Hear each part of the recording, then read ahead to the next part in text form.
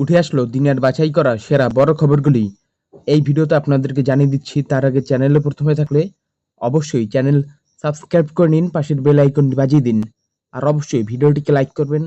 আপনার মতামত অবশ্যই কমেন্টে জানান, কারণ আপনার মতামত খুবই গুরুত্বপূর্ণ। কেজরিওয়ালের জামিনের মেয়াদ বৃদ্ধির আবেদন শুনবেই না সুপ্রিম কোর্ট।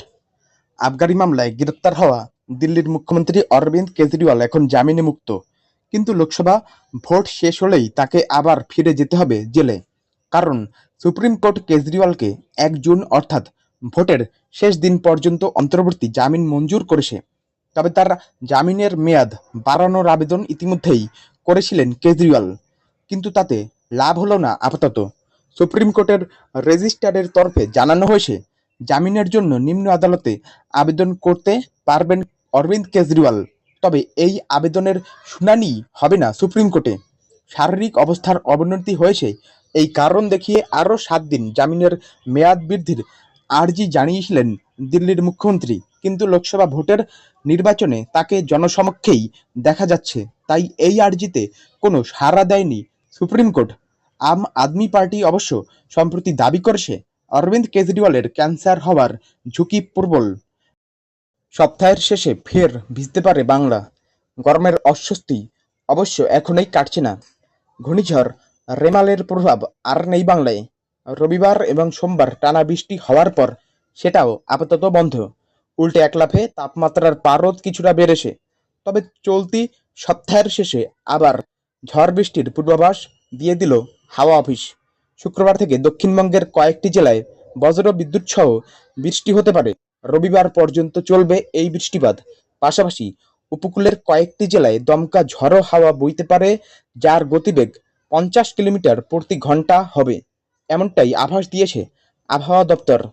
তবে তার আগে 3 থেকে 5 ডিগ্রি সেলসিয়াস তাপমাত্রা বাড়তে পারে দক্ষিণবঙ্গের বিভিন্ন জেলাতে।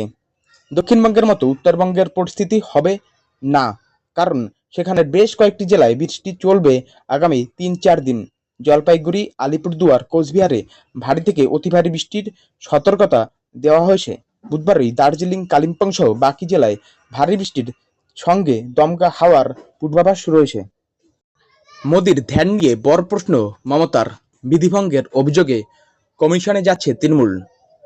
1 জুন ভোট, হিসেব অনুযায়ী ভোটের 48 ঘন্টা আগে সমস্ত রাজনৈতিক দলের প্রচার কর্মসূচি শেষ করতে হবে। তবে ওই 48 ঘন্টাও প্রচার চালিয়ে যেতে প্রধানমন্ত্রী মোদি কৌশলে ধ্যানে বসছেন বলে অভিযোগ করলেন তৃণমূল নেত্রী মমতা বন্দ্যোপাধ্যায়। মঙ্গলবার বারুইপুরে সভা করেছিলেন মোদি। বুধবার সেই বারুইপুর থেকেই মোদির কন্যাকুমারীতে 2 দিন ধ্যানমগ্ন হওয়ার প্রসঙ্গ টেনে মমতা বলেন, প্রতিবার দেখবেন নির্বাচনের শেষ দফার 48 ঘন্টা আগে কোথাও না কোথাও ঢুকে বসে থাকেন আর লোককে দেখায় ধ্যান করছি, আসলে প্রচার পেতে চায়। প্রসঙ্গত, বিজেপির তরফে জানানো হয়েছে, লোকসভা ভোটের প্রচার শেষ হলে তামিলনাড়ুর কন্যাকুমারীতে ধ্যানে বসছেন প্রধানমন্ত্রী। তৃণমূল নেত্রী বলেন, উনি ধ্যান করতে পারেন কিন্তু টিভি দেখাতে পারেন না। আমরা কমপ্লেন করব, এটা বিধিভঙ্গের মধ্যে পড়ে। সম্প্রতি নিজেকে ঈশ্বরের দূত হিসেবে একাধিকবার দাবি করেছেন প্রধানমন্ত্রী। সেই প্রসঙ্গ টেনে তীব্র সেলেসিয়ার সুরে মমতা বলেন, ওকে নাকি ঈশ্বর পাঠিয়েছেন, মানে বায়োলজিক্যাল মা বাবা নেই, উনি নাকি দেবতার থেকেও বড় দেবতা। তাই যদি হয় তবে ওর ধ্যান করার কি প্রয়োজন? আমরা ওর মন্দির বানিয়ে দেব, সেখানে বসে লোকে ওর ধ্যান করবে। রাজনীতি করে মোদি দেশের সর্বনাশ করছেন বলেও অভিযোগ করেন মমতা। 4 জুনের পর তৃণমূলের সব হাওয়া বেরিয়ে যাবে বললেন মোদি। শেষ প্রচারে সরব কাটমানি প্রসঙ্গেও মঙ্গলবার দাবি করেছিলেন, এবার সারা দেশের মধ্যে বাংলায় বিজেপির ফল হবে নজরকাড়া।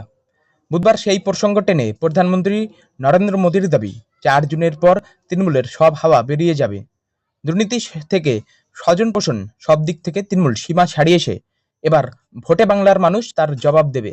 বুধবার মথুরাপুর লোকসভা কেন্দ্রের কাকদ্বীপে মোদির সভায় মথুরাপুরের পাশাপাশি জয়নগর এবং ডায়মন্ড হারবারের বিজেপি প্রার্থীও উপস্থিত ছিলেন। তাদের দেখিয়ে মোদি বলেন, আজ সারা বিশ্বে ভারতের পতাকা উঠছে। এটা সম্ভব হয়েছে আপনাদের একটা ভোট আমাদের শক্তিশালী করেছে বলেই। শেষ দফাতেও বাংলার প্রতিটি আসনে বিজেপি প্রার্থীদের জয় সুনিশ্চিত করতে হবে। মঙ্গলবার কলকাতায় রোড শো করেছিলেন মোদি। সেই প্রসঙ্গ টেনে এদিনের সভা থেকে মোদি বলেন, ঘূর্ণিঝড়ের জন্য সভা করা কঠিন হয়ে পড়েছিল, কিন্তু কম সময়ের মধ্যে সব ঠিক হয়ে গিয়েছে। আপনাদের ধন্যবাদ, কলকাতার মানুষকেও ধন্যবাদ। কলকাতার মানুষ রোড শোতে যে ভালোবাসা আশীর্বাদ দিয়েছে তা আমি ভুলতে পারবো না। 1 জুন 7ম দফার ভোট বুধবারই শেষ প্রচার। এদিন কাকদ্বীপের সভা সেরে ওড়িশা, পাঞ্জাবে রওনা দেওয়ার আগে মোদি বলেন, সারা দেশের মানুষ 10 বছরের উন্নতি এবং 60 বছরে দুর্দশার বিচার করছে। ফলে 4 জুন থেকেই বিকশিত ভারত নির্মাণ হবে। রেজাল্ট পছন্দ না হলে ইভিএম পরীক্ষার আবেদন করা যাবে, বড় সিদ্ধান্ত কমিশনের। লোকসভা নির্বাচনের শেষ লগ্নে এসে ফের ইভিএম নিয়ে বিতর্ক। শাসক হোক বা বিরোধী, বিভিন্ন সময়ে রাজনৈতিক নেতারা ইভিএম কারচুপির অভিযোগ তুলেছেন। এবার ইভিএম কারচুপি বিতর্কের মাঝেই নয়া পদক্ষেপ নির্বাচন কমিশনের। ভোটের ফল প্রকাশের পর ইভিএম পরীক্ষার আবেদন করতে পারবেন প্রার্থী। দ্বিতীয় ও তৃতীয় স্থানে থাকা প্রার্থীরা এই আবেদন করতে পারবেন কমিশনের কাছে। এর জন্য নির্দিষ্ট অঙ্কের টাকা ও অভিযোগের বয়ান জমা দিতে হবে নির্বাচন কমিশনের কাছে। যদি অভিযোগ প্রমাণিত হয় তবে টাকা ফেরত দেবে কমিশন। ইভিএম নিয়ে বারংবার অভিযোগ উঠেছে। সুপ্রিম কোর্টেও মামলা হয়েছে ইভিএম হ্যাকিং বা কারচুপি নিয়ে। শীর্ষ আদালতে সেই মামলা খারিজ হয়ে গেলেও রাজনৈতিক দলগুলির ইভিএম নিয়ে এই অভিযোগ নিরসন করতেই এবার বড় পদক্ষেপ জাতীয় নির্বাচন কমিশনের। সংশ্লিষ্ট লোকসভায় দ্বিতীয় ও তৃতীয় স্থানে থাকা প্রার্থীরা ইভিএম পরীক্ষার আবেদন করতে পারবেন। অভিযোগ প্রমাণিত হলে কমিশন জমা রাখা টাকা ফেরত দেবে। অভিযোগ প্রমাণ না হলে সেই টাকা আর ফেরত পাবেন না প্রার্থীরা। প্রসঙ্গত, ইভিএমের ক্ষেত্রে সেমি কন্ডাক্টর যন্ত্রটি পরীক্ষা করলেই বোঝা যায় ইভিএম টেম্পারিং বা ইভিএমে কারচুপি হয়েছে কিনা। নির্বাচন কমিশন আগে বারংবার দাবি করেছে ইভিএমে কোনোভাবে টেম্পারিং করা সম্ভব নয়, কিন্তু বিরোধীরা যেভাবে অভিযোগ তুলেছে তাতে সাধারণ মানুষের মধ্যে নির্বাচন নিয়ে বিরূপ ধারণা তৈরি হচ্ছে। ভ্রান্ত ধারণা দূর করতেই ইভিএম পরীক্ষার সিদ্ধান্ত নির্বাচন কমিশনের। এক্ষেত্রে দ্বিতীয় ও তৃতীয় স্থানে যে 2 জন প্রার্থী থাকবে তারা চ্যালেঞ্জ করতে পারবেন। কয়লা পাচার মামলায় নয়া মোড়, তৃণমূলের এই হেভিওয়েটকে তলব সিবিআইয়ের। তোলপাড় রাজ্য। 24 লোকসভা নির্বাচন সাঙ্গ হওয়ার পথে। আগামী শনিবার 7ম দফার নির্বাচনের সঙ্গেই বাংলায় সম্পন্ন হবে ভোট গ্রহণ পর্ব।